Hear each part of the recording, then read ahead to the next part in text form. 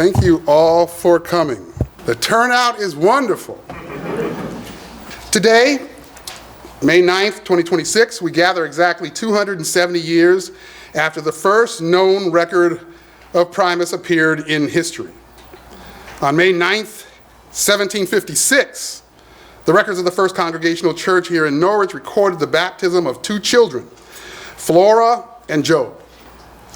The record identified them as the children of Primus, a man enslaved to Ebenezer Lathrop. That single line in the church record is where the story begins. And today, gathered here at UCFS Healthcare, only a short distance from the colored section of the old Norwich Town burying ground, where we believe Primus, his wife Venus, and his daughter Flora are buried, we understand something important. Primus was never just a line in a record book.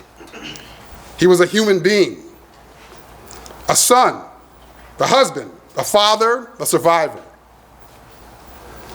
And now, after centuries of silence, we are all speaking his name once again.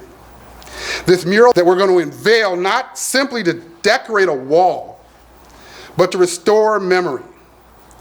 Because Primus's life connects directly to the larger American story. His son Job enlisted in the Revolutionary War in March of 1776. He enlisted under Colonel John Durkee's 20th Connecticut Continental Regiment, using his father's name as his surname, Job Primus. Think about that. An enslaved black man from Norwich, Connecticut, fought for the independence of a nation while he himself was still enslaved. Job fought at the Battle of Trenton on December 26, 1776, while George Washington crossed the Delaware in pursuit of liberty. Black men like Job were also fighting for a freedom they themselves had not yet received. In 1778, Caleb Huntington purchased Job from Ebenezer Lathrop for 60 pounds, the modern day equivalent of roughly $12,000. But then something extraordinary happened. Less than 2 months later, Huntington freed him, and in the Norwich land records, Huntington explained why. He wrote, "No man can justly be reduced to a state of slavery without just cause." Those words matter because they remind us that even during the Revolutionary era, there were people who recognized slavery as morally wrong. After obtaining his freedom, Job used his own Revolutionary War earnings to free his wife Sylvia from slavery. Imagine that. A man who fought for liberty had to purchase the freedom of his own family, but even then, their 1-year-old son remained enslaved for another 26 years. That is the complicated American story we inherit. A story of freedom and contradiction, hope and injustice, patriotism and pain. And yet this family endured, not just the men, the women as well. Too often, history leaves us only fragments of black women's lives. We know little about Venus, Primus's wife. We know little about Sylvia, the wife of Job, who we used his Revolutionary War earnings to free.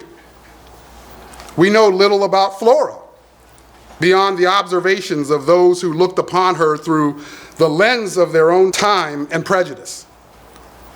And yet these women carried families through slavery, separation, war, grief, and survival. Without them, there is no lineage to remember today. Without them, there is no story to place upon the wall. Generations later, the descendants of Primus and Venus would continue the fight for equality during the Civil War. Two of their descendants, Daniel Stanley Lathrop and Thomas Lathrop, served in the 29th Connecticut Colored Regiment. Quartermaster Sergeant Daniel Stanley Lathrop's image is etched into the monument at Crisqualo Park in New Haven. But their struggle did not end when the war ended. After the Civil War, black veterans in Connecticut returned home ready to continue serving their country through the Connecticut National Guard. Yet despite their wartime sacrifice, they were denied entry because of the color of their skin. So they organized their own independent black militia companies, 4 of them, one of which was here in Norwich. They funded themselves, bought their own uniforms themselves, rented their own facilities themselves. Among those leaders was Daniel Stanley Lathrop. These men loved a country that did not yet fully love them back. And after 14 years of exclusion, Connecticut finally allowed black men into the Connecticut National Guard in 1879, though still in segregated units. This legacy of service would continue into World War I, where Daniel Stanley Lathrop's son, Daniel Lytton Lathrop Sr., also served, which continued into World War II, where Daniel Lytton Lathrop Jr. also served. I feel blessed that the descendants of those folks are here. Daniel Lytton Lathrop Jr.'s son and daughter, Michael and Paula, are here today. And his grandniece, Dawn, is here today. Could you guys stand up for a minute? Let these people see.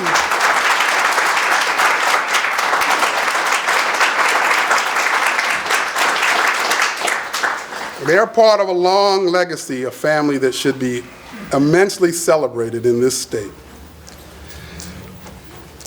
So from the Revolutionary War to the Civil War to the continued struggle for equality afterward in the Connecticut National Guard to World War I to World War II, this family repeatedly stood in defense of a nation that had not yet fully learned to stand in defense of them. But perhaps the most remarkable part of Primus's story is that we can still hear his voice. Not metaphorically, literally. As an old man living here in Norwich, Primus told children about his capture in Africa. One of those children was Lydia Sigourney. She attended the schoolhouse that still sits where Primus once lived. She later wrote down his words. Primus told of being a 10-year-old boy in the Gambia, lying beside his sick mother when he saw strangers approaching. He said, "I see people coming towards us with a white skin, and their voices have a strange sound." And his mother replied, "Hide yourself, my son. These are the men who make slaves of us." Moments later, he was taken. As he looked back, he saw his mother crying from the doorway of their home as he was carried away forever. That child survived the Middle Passage. He survived slavery. He survived the loss of family, including his father, who died on that slave ship. He survived the loss of his homeland. He survived the loss of freedom. And eventually, he lived long enough for children here in Norwich to gather around him and hear his story directly from his own mouth.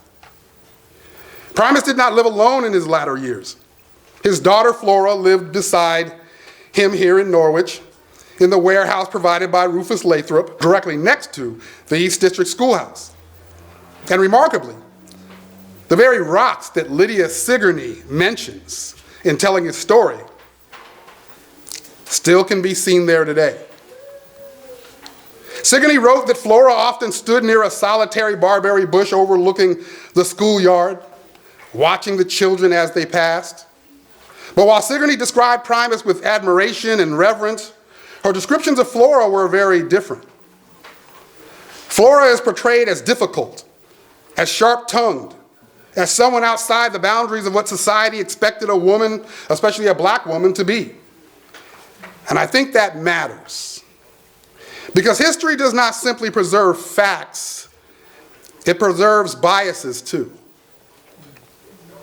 When I heard Sigourney's words about Flora, I did not see a villain. I see a black woman who survived enslavement, a woman who endured loss, injustice, and marginalization, A woman who may have spoken too loudly, observed too closely, or refused to remain silent in a society that expected silence from her. And honestly, Flora reminds me of many of the black women who helped raise me.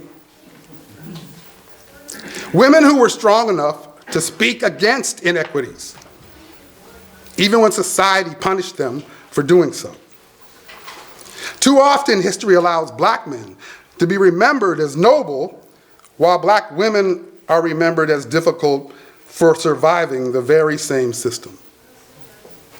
So today, as we honor Flora, we do so not simply because she was the daughter of Primus, but because her life reminds us how easily the voices of black women have been misunderstood, diminished, or erased. Today we become those children once again. Today we gather around this family once more. Around Primus, around Venus, around Flora, around Job and Sylvia. Around generations of descendants who fought, endured, struggled, and survived. And shortly, we will walk outside together to view this mural and stand near the ground where parts of this family likely rest, bringing their story back into the landscape of the city where they lived, where they struggled, and where they persevered. And the mural ensures that future generations will gather around them too. They will ask, who was Primus? Who was Venus? Who was Flora? Who was Sylvia? Why were their stories forgotten? What do their lives teach us about America? And because of all of us, because of the artists, historians, descendants, organizations, educators, and citizens willing to remember, we will have answers. Today is not simply about unveiling a mural. It is about restoring humanity to people history tried to reduce to property. It is about acknowledging that black history is American history. And it is about recognizing that memory itself is an act of activism and justice. 270 years ago today, Primus first appeared in the written record here.